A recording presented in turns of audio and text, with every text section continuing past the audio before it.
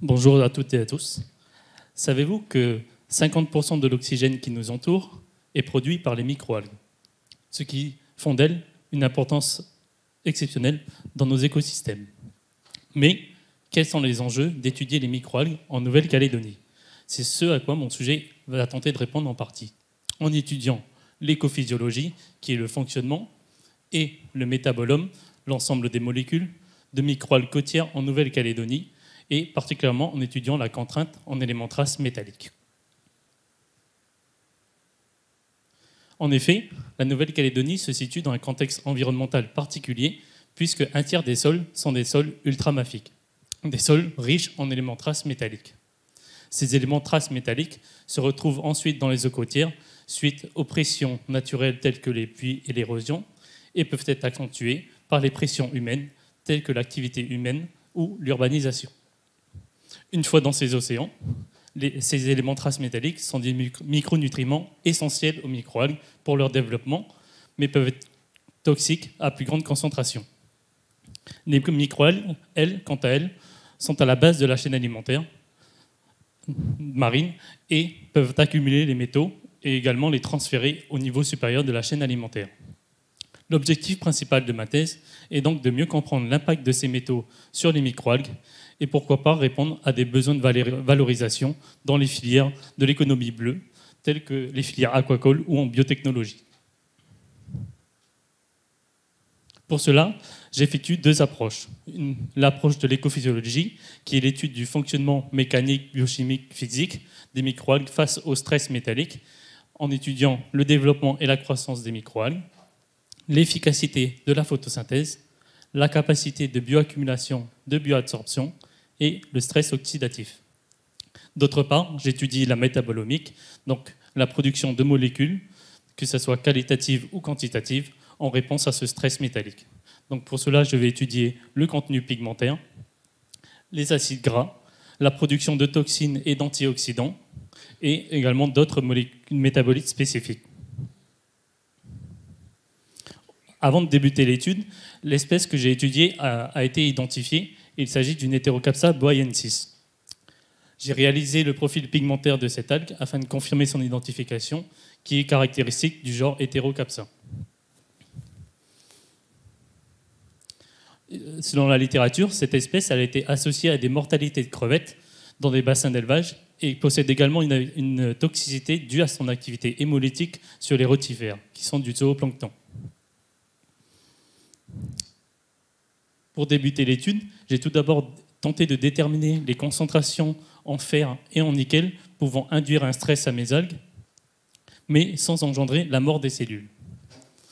Ensuite, une fois ces concentrations déterminées, j'ai mis en culture en photobioréacteur, le photobioréacteur que vous pouvez voir sur la photo de droite, qui est une enceinte de culture permettant de contrôler les paramètres de pH, de température et de luminosité. Donc cette culture a été réalisée en continu pour avoir une stabilité dans le temps et des mêmes caractéristiques et une même qualité d'algues tout au long de la phase stationnaire. Donc on peut voir sur le graphique en bas à gauche le suivi de culture en continu avec au départ une phase de croissance, puis après le lancement en continu une légère phase de déclin jusqu'à atteindre la phase stationnaire, une phase stable. Pendant cette phase stable, j'ai réalisé mes mesures contrôle, donc sans métaux, à T0, puis j'ai injecté mes métaux de nickel, de fer ou de mélange nickel plus fer à 1,3 molaire. Et j'ai étudié la réponse au bout de 24 heures et au bout de 13 jours. Donc on peut voir sur ce graphe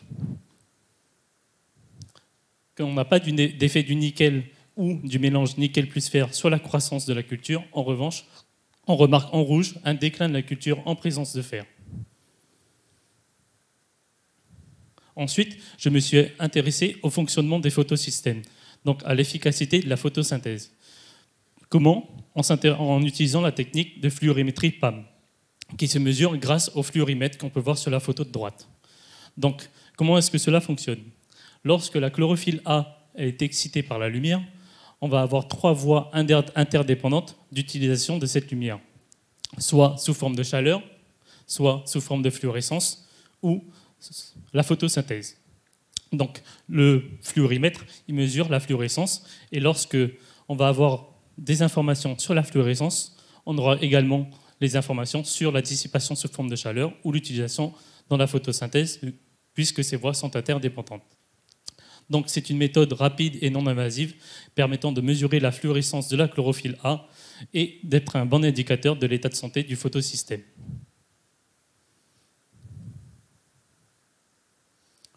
Pour débuter l'étude, je me suis d'abord intéressé à l'efficacité photosynthétique du photosystème. Donc ça passe premièrement par l'efficacité maximale d'utilisation de la lumière ou, en second temps, par l'activité photosyntétique en fonction de l'intensité lumineuse.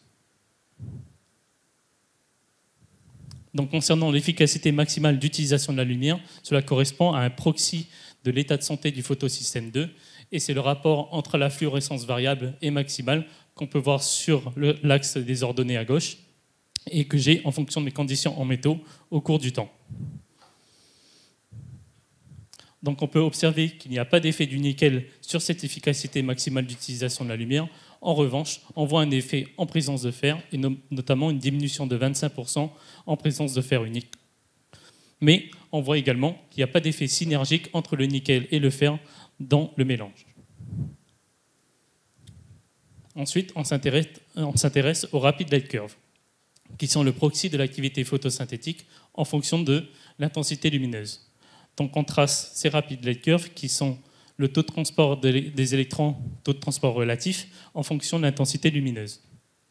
Donc on voit sur le graphique de gauche qu'on a peu eu d'effet de la présence du nickel sur ce transport des électrons. En revanche, en présence de fer, on voit une diminution de ce taux de transport en fonction de l'intensité lumineuse. Donc, ce qui peut indiquer que la chaîne de transport des électrons, donc la chaîne de transport de l'énergie, est impactée par la présence de fer et qui suggère qu'il y a un frein au niveau de la chaîne de transfert en présence de fer. Ensuite, pour regarder un peu plus en détail, on s'est intéressé au transport des électrons au sein de la chaîne de transfert, au sein des phases transitoires, les phases O, J, I et P qu'on peut voir en noir en bas. Donc, afin de voir au sein de quel compartiment est-ce qu'il y a un frein au niveau du transfert des électrons. Donc, on peut voir qu'en présence de nickel, on n'a peu eu d'effet du métal sur ces phases transitoires. En revanche, on voit une diminution à T finale en présence de fer sur les phases transitoires. Donc, on a un impact du fer sur la chaîne de transfert. On a ensuite tracé ces radar plots qui sont les variations des flux et des rendements dans la chaîne de photosynthèse entre les différents compartiments. Donc ces variations ont été normalisées par rapport au contrôle et on peut remarquer sur le graphique de gauche en vert qu'il y a peu d'effet du nickel car il y a peu de variations par rapport à la condition contrôle. On n'a pas d'effet au bout de 24 heures de la présence de fer. Par contre, en revanche, en rouge et en bleu, on voit qu'il y a de grosses variations au bout de 13 jours par rapport aux conditions contrôle. Donc, pour schématiser tout ça, en présence de fer, on va avoir une augmentation des capacités d'absorption, de piégeage, le trapping, et de dissipation de l'énergie lumineuse.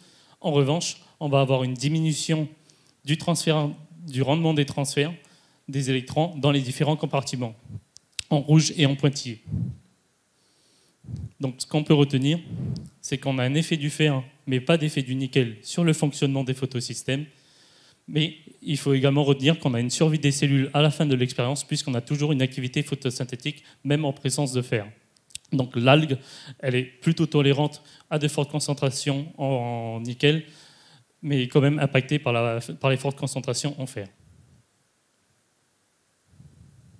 Donc ce qui reste à faire, c'est la quantification pigmentaire, l'analyse des acides gras et l'analyse du reste du métabolome de manière non ciblée et les activités antioxydantes, ce qui permettra d'avoir des réponses sur l'impact des métaux sur la production de métabolites et sur les activités biologiques, ce qui va nous permettre de répondre à des enjeux en aquaculture et en biotechnologie et pourquoi pas contribuer aux filières de l'économie bleue.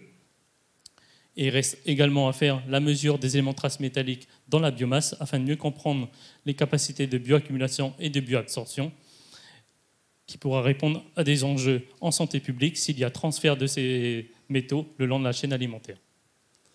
Merci de votre attention.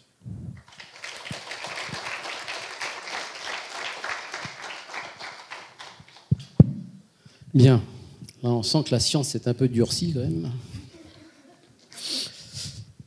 Donc, bon, j'espère que, on va dire, vous allez avoir des questions, des profanes quand même. Mais c'est vrai que c'est pas évident de faire le lien entre l'économie bleue et ce qu'on a vu comme ça. C'est pas forcément, on dit pas ah oui évidemment. Non, c'est un petit peu, je dirais, présenté de façon très scientifique. Le jury est maintenant composé de non-scientifiques, hein, je vous le dis. Donc, c'est peut-être pas forcément pour l'évaluation, on va dire, ça va être un petit peu compliqué. Donc, qui a une question à poser? Oui. Merci pour votre exposé. J'aurais une première question. L'hétérocapsa, c'est une espèce, j'ai vu dans l'arbre phylogénétique, c'est une espèce qui est native de Nouvelle-Calédonie. Elle a été isolée en Chine également, mais elle a été très peu décrite et elle a été décrite que très récemment quand même en Chine. Et du coup, elle est présente ici aussi, mais il y a 2 papiers présents sur cette espèce. Ah oui, d'accord. Donc on peut considérer qu'elle fait partie de la microflore calédonienne. Oui. Ok. Alors du coup, dans les effluents, si j'ai bien compris votre exposé, c'est le fer seul qui a un fort impact sur le métabolisme de cette algue. Or, dans la nature, est-ce que le fer est rarement seul, surtout sur les terrains ultramafiques de Nouvelle-Calédonie. Donc finalement, si vous pouvez préciser l'idée d'avoir testé le fer seul. Vous l'avez testé en combiné avec le nickel. Et voilà, je me posais la question dans le contexte, j'allais dire, métallique des sols calédoniens.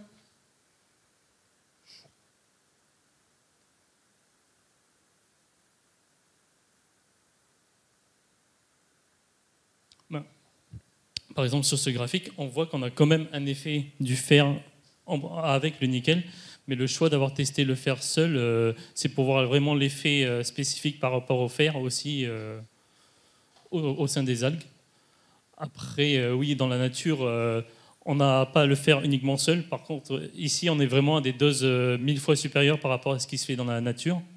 C'était vraiment pour induire un stress aux microalgues afin de voir si elles ont des capacités d'adaptation et de pouvoir s'exprimer et produire des nouveaux métabolites de façon spécifique ou de manière plus prononcée.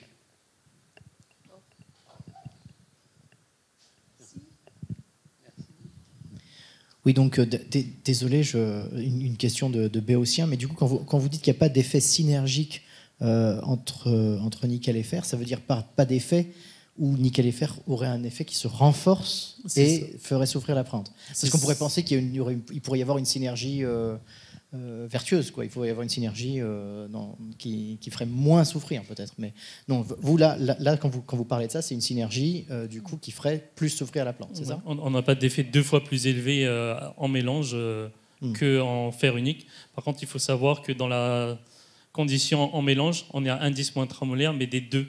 Donc on est à moitié moins de fer que dans la condition en fer seul. J'entends bien, merci. Très bien. Le jury? Non? Pas de questions? Non? Alors j'ai cru comprendre que ces microalgues étaient présentes dans les bassins à crevettes, c'était ça? Oui, elles ont été associées à des mortalités de crevettes pour cette espèce. D'accord. Et est-ce que vos recherches peuvent avoir un impact par rapport à cette mortalité? Si on arrive à isoler, par exemple, des molécules telles que des toxines, oui, elles peuvent avoir des réponses. Et après, pourquoi pas tester ces molécules pour des activités biologiques, mais ça fera certainement l'objet d'autres projets à côté. D'accord, merci.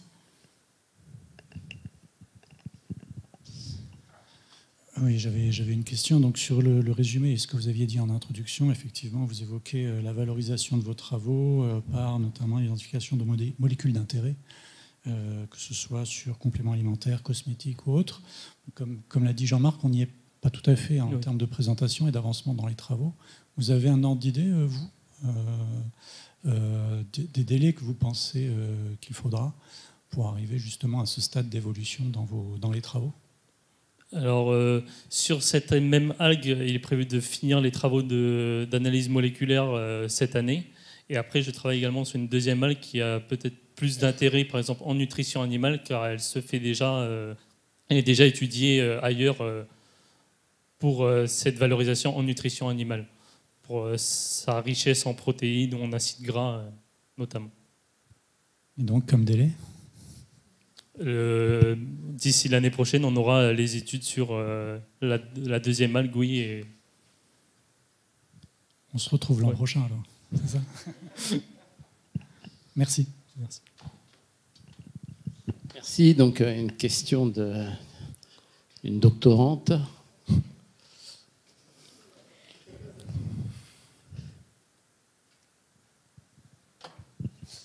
Merci pour la présentation. Alors j'aimerais savoir, en fait, je ne sais pas si tu en as parlé, mais la concentration en fait, dans la nature par rapport à la concentration que tu as utilisée dans tes résultats, quel est le rapport en fait, entre ta concentration que tu as utilisée et celle dans la nature qu'on peut trouver de manière naturelle?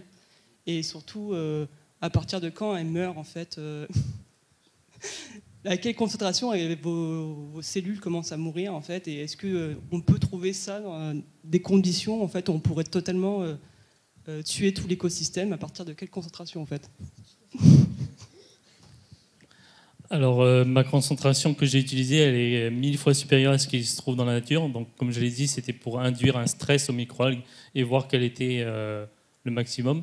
Après là, j'ai été obligé de m'arrêter pour des soucis de solubilité du fer dans ma solution stock et pouvoir les tester sur les microalgues ensuite. Donc j'ai pas réussi à induire la mort des cellules, en tout cas dans le temps imparti. Une petite question au sujet du fer. Donc on semblerait qu'il y a un effet, mais est-ce que cet effet est plutôt secondaire? J'entends par là que je suppose que dans ton milieu de culture, tu as ajouté du phosphore pour les produire, pour les aider à se développer, sachant que la constante de solubilité du phosphate de fer est aux alentours de 30. Est-ce que l'impact sur tes algues n'est pas à la diminution de la disponibilité du phosphore plutôt qu'à la présence du fer? Les mesures de nitrate et phosphore vont être effectuées. Et on a également testé, à l'aide d'un logiciel de disponibilité des métaux, que le fer serait bien disponible théoriquement pour les microalgues. En fait, ma question, c'est est-ce qu'il ne se forme pas des précipités de phosphate de fer qui provoquent une disparition du phosphate et celui-ci n'étant pas assimilé par tes algues?